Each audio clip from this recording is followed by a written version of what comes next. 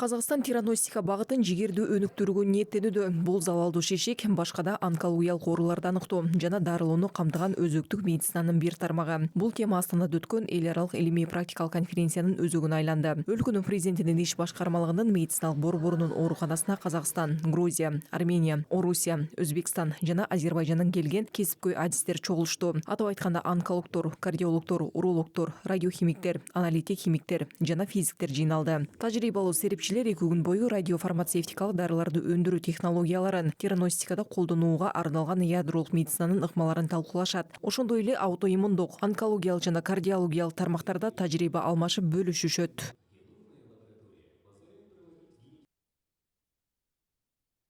Хотелось бы поделиться опытом кооперации, междисциплинарного взаимодействия, потому что Мен дисциплиналар аралык кызматташуу боюнча тажрыйба менен бөлүшкүм келет. Анткени бул багыт хирург, патологоанатомдор жана молекулалык рентгенологдор сыяктуу адистердин аракетин бириктирүү менен гана ишке ашат. Ал үчүн биз колдо болгон билимди өркүндөтүп алдыга жылышыбыз керек. Ошондуктан бири-бири менен тажрыйба алмашуу менен бирге дүйнөлүк лидерлердин тажрыйбасын киргизген жакшы. Жаштарды окутуу керек. Бул биздин жалпы милдетибиз деп ойлойм.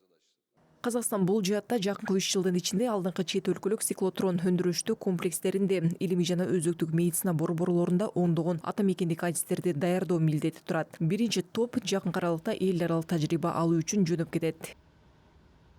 В этом году стартанул проект с поддержкой МАГАТЭ, это Международное агентство атомной энергии. Быйыл МАГАТЭнин колдоосу менен долбоор ишке кирди. Бул Вена Астрия атомдук энергия боюнча эл аралык агенттик. Бул жерде диагностика үчүн жаңы радиофармацевтикалык каражаттарды иштеп чыгуу жана киргизүү боюнча долбоору жеңип алды. Бул биздин борбордо өндүрүлөт. 20дан ашык адистер даярдалышы керек. Булар физиктер, химиктер, өндүрүш боюнча ядролук илимпоздор жана 15тен ашык медициналык адистер. Биз Швеция жана Германия сыяктуу Европа борборлорун көздөп жатабыз.